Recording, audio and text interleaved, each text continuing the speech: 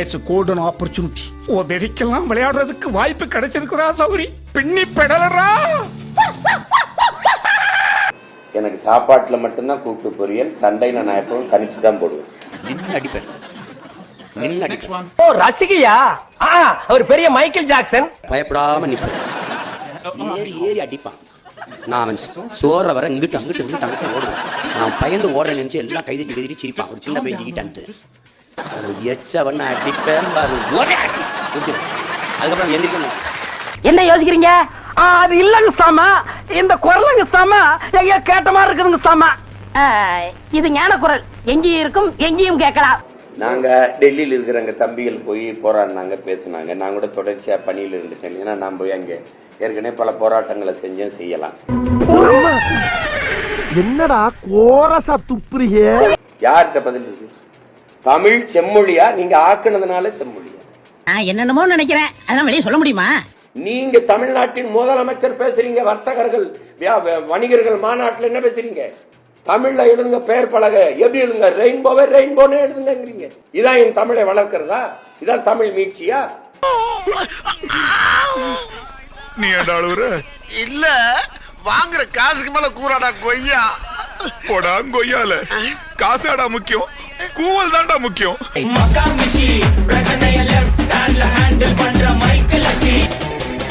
வந்துட்டாயா வந்துட்டாயா. இன்டர்நேஷனல் சேனலுக்காக the great hunter mister காளையோட ஒரு சின்ன இன்டர்வியூ. வந்து அதிமுக கூட்டணியில் இருக்கு அப்படின்னு சொல்லிட்டு அதிமுக அதிகாரப்பூர்வமா அறிவிக்கிறாங்க. உடனே ஒரு அரை மணி நேரத்துல வந்து தேமுதிக அது அப்படி எதுவும் நாங்க சொல்லல, இப்போதைக்கு நாங்க சொல்லல, ஜனவரியில நாங்க எங்களோட கூட்டணி நிர்வாகம் சொல்றோம் அப்படின்னு சொல்றாங்க. Good question. அவங்கவுங்க கட்சி, அவங்கவுங்க கட்சியின் உரிமை, அவங்கவுங்க கட்சியின் முடிவு. அதுல எனக்கு என்ன கருத்து நான் சொல்ல முடியும்? நான் யாரோடும் கூட்டு சேரல. இத சொன்னா நம்மள பைத்தியக்காரன்னு சொல்றாயா. எனக்கு சாப்பாட்டுல மட்டும்தான் கூட்டு பொரியல். சண்டையில நான் எப்பவும் தனிச்சு தான் போடுவேன். அதனால என்னை நீங்க அந்த ஆட்டத்துல சேர்க்கிறது தப்பு. சொன்ன இந்த மாதிரி எல்லாம் பேச சொல்லி யாரா சொல்லி கொடுக்குறா? என் மூளை. தலைநகர் டெல்லியில சார் இப்போ 4 தலைமுறைகளாக இருந்த தமிழர்கள் மதராஸ் முகாம்ல இருந்து வீடுகளில் இடித்து அகற்றப்படுறாங்க. ஆளும் பாஜக அரசு அதை செஞ்சுட்டு இருக்கு. அது எப்படி பாக்குறீங்க? இரியா யோசிக்க அப்படியா? தப்புன்னு எப்படி அடிக்கிறது? அப்ப யோசி. நாங்க டெல்லியில் இருக்கிற எங்க தம்பிகள் போய் போராடினாங்க, பேசினாங்க. நான் கூட தொடர்ச்சியா பணியில் இருந்துட்டேன். ஏன்னா நான் போய் அங்கே ஏற்கனவே பல போராட்டங்களை செஞ்சேன், செய்யலாம். அது என்னமா கொஞ்சம் கூட வெக்கப்படாம பேசிட்டேன். இதை 40 நாடாளுமன்ற உறுப்பினர்களை வைத்திருக்கிற இன்றைக்கு தமிழ்நாட்டை ஆண்டுகிட்டு இருக்கிற கட்சிகிட்ட நீங்க கேட்கணும். இதுக்கு காங்கிரசின் நிலைப்பாடு என்ன? மாநில முதல்வர் என்ன சொல்லியிருக்காரு? இப்போ காலையில வீடுகள் இடித்து அகற்றப்பட்டிருக்கு. அது ரொம்ப நாளா இருக்கு அந்த பிரச்சனை. இந்த சிக்கல் வந்து இன்னைக்கு இல்ல, 2-3 மாசமா நடந்துகிட்டு. நாளைக்கு ஈவினிங் இத பத்தி ஹோம் மினிஸ்டர் கிட்ட நான் பேசுறேன். ஹரியானால இதே மாதிரி 5000 கணக்கான குடும்பங்கள் விரட்டப்பட்டிருக்கு. ஆனா இங்க 1.5 கோடி வட இந்தியன் வந்து குடியேறி அவன் இங்க வந்து எல்லா நிறுவனங்களையும் வேலை செய்யவும், கட்டுமான பணிக்கும், நாத்து நடவும், கருதருக்கும் வந்து இங்க 1.5 கோடி பேர் குடியேறி அவன் குடும்ப அட்டை எடுத்து அவன் இந்த பங்கீட்டு அட்டை அதைய ஒரே நாடு ஒரே ரேஷன் கார்டுல அவங்களுக்காக கொண்டு வரப்பட்டதுதான். ஏதோ பேசுறதுக்காக நான் பேசிட்டு இருக்காத, நேரத்தை கடத்தாத, நல்ல விவரமா பேசு. வாக்காளர் அடையாள அட்டை எடுத்து வாக்கு செலுத்த வந்துட்டான். புடிச்ச மாப்பிள்ள பாயிண்ட. இப்ப எங்களுக்கு இருக்கிற பயம் 1.5 கோடி இன்னும் 1 கோடி வந்துட்டான்னா இந்த நாட்டின் அரசியலையும் அதிகாரத்தையும் அவன் தீர்மானிச்சிருவான். அப்புறம் கதை முடிஞ்சிடும். ஈழத்துல அடிச்சு வரட்டும் போது அகதியா நிக்கவாது எனக்கு இங்க ஒரு 1/2 கிரவுண்ட் இடம் இருந்துச்சு. ஏன் இந்த கோபம்? கொஞ்சம் அன்பாக பேசக்கூடாதா? தம்பா பேசுறது. இங்க அடிச்சு வரட்டானா எங்கேயும் போக முடியாது. சூத்து மூடிட்டு போனா உட்காருங்க ப்ரோ. 1008 டென்ஷன்ல இருக்கு. இப்ப டெல்லியில இடிக்கிறான், நாளைக்கு ஒவ்வொரு இடமா இடிப்பான். இதுக்கு முன்னாடி ஹரியானால அடிச்சான், அதுக்கு முன்னாடி மும்பைல, மகாராஷ்டிரால உங்களுக்கு தெரியும் அடிச்சு தாராவில அடிச்சு வரட்டுனா இத முளையிலேயே கிள்ளி எரியணும். இப்ப தண்ணி கொஞ்சம் கொஞ்சமா நடக்கும். இங்க வந்தவன் எங்களை திருப்பூர்ல அடிக்கிறான். அதுவும் சரிதான். அடிக்கிறான்.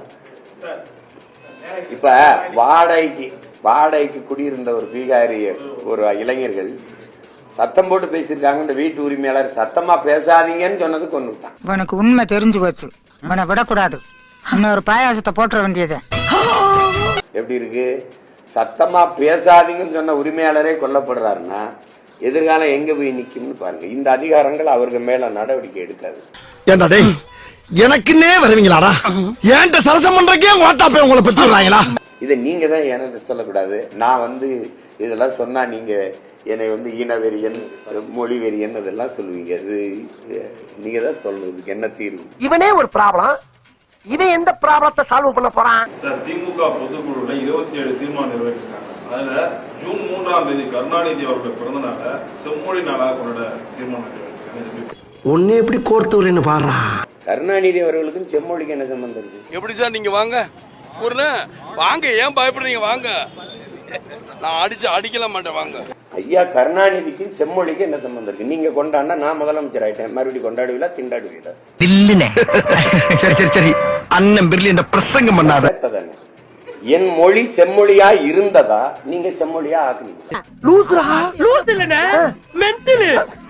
யார்கிட்ட பதில் இருக்கு? தமிழ் செம்மொழியா நீங்க ஆக்குனதுனால செம்மொழியா? நக்கல்யா அவனுக்கு. இந்தியாவை நீங்க ஆளும் போது காங்கிரஸ் கூட்டணி இருக்கும்போது செம்மொழின்னு சொல்ல சொன்னதுனால, அதை அறிவிச்சதுனால என் மொழி செம்மொழி ஆச்சா? ஆமா, உங்களுக்கு சாமர்த்தியம் இல்லைன்னா உடனே அடுத்தவங்களை குத்தம் சொல்ல ஆரம்பிச்சிடுவீங்களா? தமிழன் தமிழறிஞர் சொல்ல வேண்டியதுல உலகத்தில் இருக்கிற எல்லா மொழிவழி தேசிய இனங்களின் மொழி ஆய்வறிஞன் எல்லாரும் சொல்றான், உலகத்திலே ஒரு மொழி எந்த மொழியின் துணையும் இன்றி தனித்து இயங்கக்கூடிய உயர் தனி செம்மொழி உண்டென்றால் அது தமிழ்ங்கிறான். நீ ரொம்ப தம் கட்டுற, அடங்கடா. நீங்க யாரு எனக்கு என் மொழிக்கு அங்கீகாரம் பெற்று தரதுக்கு? அதையெல்லாம் நீ என்ன கேக்குற? உனக்கு என்ன பிரச்சனை? எத்தனாயிரம் ஆண்டுனே தெரியாது என் மொழியின் தொடக்கம். 50,000 தேவனையப்பாவானர், 80,000 ஆகுங்கிறாரு உங்க கால்டுதல். ஆதியில் மனிதன் காடுகளில் இருந்து நகரத் தொடங்கிய போது, இடம்பெறத் தொடங்கிய போது பேசிய மொழியில் இருந்த ஒளி வடிவமும் எழுத்து வடிவமும் இன்றும் தமிழில் காண கிடக்கிறதுன்னு கால்டுவல் எழுதுறாரு. இப்ப 80,000 50,000 நான் எப்பன்னு தெரியாது.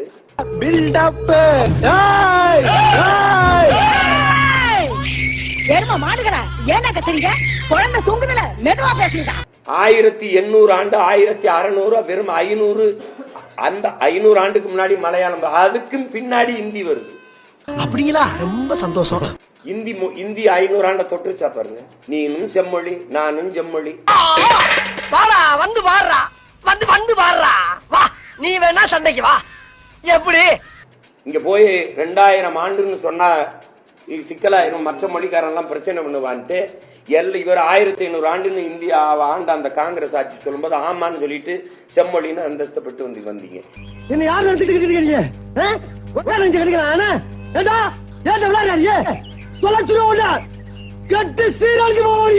எனக்கு என் மொழி செம்மொழின்னு வந்துச்சு. செம்மொழியா செத்த மொழியா? நீங்க உங்க மனச்சான்று நெஞ்சில கை வச்சு எல்லாரும் சொல்லுங்க. சரித்தே, ஆண்டியப்பா, இவங்களுக்கு மத்தியில ஏண்டா என்னைய பெத்து விட்டு போயிட்ட? இதை விட்டு வெளியில போனா தமிழ் இருக்கா? பேச தமிழ் இருக்கா? நாக்குல தமிழ் இருக்கா? நாட்டுல தமிழ் இருக்கா? ஏட்டுல இருக்கா? தைரியத்தை படப்படாது. அசிங்கமா இல்லையா அண்ணனுக்கு ராஸ்க? எங்க இருக்கு தமிழ்? அப்ப செம்மொழின்னு சொல்லிட்டா, செம்மொழிக்கு ஒரு பூங்கா வச்சுட்டா, செம்மொழி நாள் கொண்டாடிட்டா மொழி வாழுமா? ஏய், நீங்களா எங்கன்றா வரீங்க? வெள்ளையும் சொல்லி தொப்பையை தள்ளிக்கிட்டு உங்களதான் சலதான வைக்கணும். நீங்க தமிழ்நாட்டின் முதலமைச்சர் பேசுறீங்க, வர்த்தகர்கள் வணிகர்கள் மாநாட்டில் என்ன பேசுறீங்க? தமிழ்ல எழுதுங்க, பெயர் பலக எப்படி எழுதுங்க? ரெயின்போவே ரெயின்போன்னு எழுதுங்கிறீங்க. இதான் என் தமிழை வளர்க்கிறதா? இதான் தமிழ் மீட்சியா? நீ சொன்ன வாக்கியத்தை தஞ்சாவூர் கோயில் கல்வெட்டுல வெட்டி வச்சிட்டு பக்கத்திலேயே நீ உட்கார்ந்துக்க. உனக்கு பின்னால வர்ற சந்ததிகள் அதை பார்த்து படிச்சு தெளிவா நடந்துக்குவாங்க. ரெயின்போவை ரெயின்போன்னு எப்படி எழுதுறது? அதான தங்கிலீஷ். அப்படித்தானே எழுதியிருக்கு, அப்படிதான் எழுதியிருக்கு. ப்ளூ டைமண்ட் அப்படின்னு எழுதியிருக்குது. Blue stone. என்னுடைய உடற்பயிற்சி கொடுத்துக்க மாதிரி என் தம்பி பாய்ச்சல் ப்ளூ ஸ்டோன் எழுது, நீல கல் எழுதி ப்ளூ ஸ்டோன் எழுது. நான் கேட்டா சொல்லு.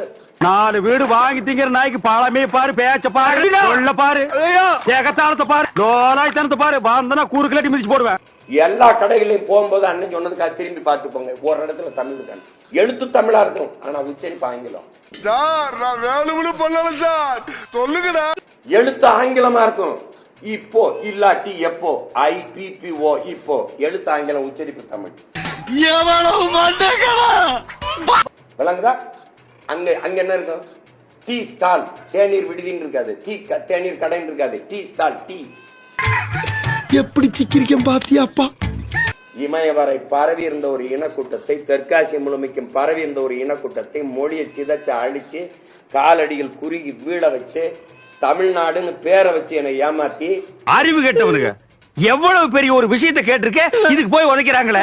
அதாவது கழுது மேய்க்கிற பையனுக்கு இப்படி ஒரு அறிவான்னு உன் மேல எல்லாருக்கும் பொறாமடா. அவன் சொல்றான்ல, முதல்ல வெள்ளைக்காரன் வந்தான் எங்க நாட்டுக்கு, எங்க கையில பைபிளை கொடுத்தான், எங்ககிட்ட ஆடு இருந்துச்சு, மாடு இருந்துச்சு, நிலம் இருந்துச்சு, வீடு இருந்துச்சு.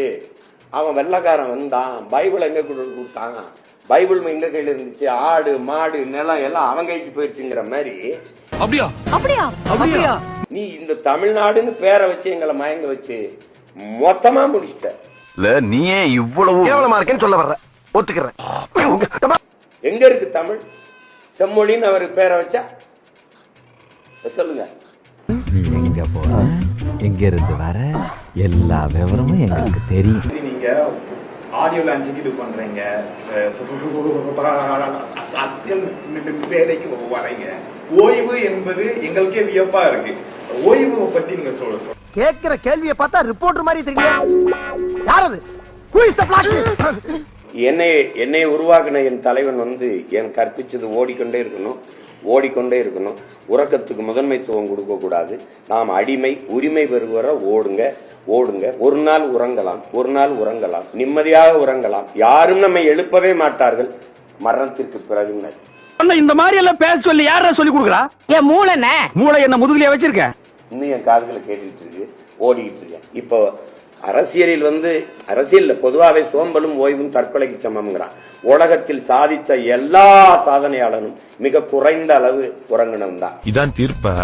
இல்ல நீ எங்களுக்கு வைக்கிற ஆப்பு. உங்களுக்கு புரியுதுன்னு நினைக்கிறேன். அதனால என்னை வளர்த்த இந்த ஆட்கள் எல்லாம் சித்தர்கள், யோகிகள் எனக்கு சொல்லி கொடுக்குறாங்கல்ல, இந்த சித்த மருத்துவர் எல்லாம், உன் பாட் போடா, உனக்கு உடம்புக்கு ஓய்வு தேவைன்னு அதை எடுத்துக்கிறோம். என்ன என் பையனை சுத்தி கூட்டம் ஏதாவது வித்த கித்த காட்டுறானா? இது உன் பையனா? இப்படி ஒரு பிள்ளைய பத்தி எம்எல்ஏ ஏவி விடணுமா? இந்த வீடியோ உங்களுக்கு பிடிச்சிருந்தா கண்டிப்பா லைக் பண்ண மறக்காதீங்க. அப்படியே உங்க நண்பர்களுக்கும் ஷேர் பண்ணுங்க. நீங்க பண்ற ஒவ்வொரு லைக்கும் தான் இந்த வீடியோவை மற்ற நண்பர்களுக்கும் கொண்டு போய் சேர்க்கும். மறக்காம சப்ஸ்கிரைப் பண்ணுங்க. உங்க கருத்துக்களையும் கமெண்ட் பாக்ஸ்ல பதிவு பண்ணுங்க.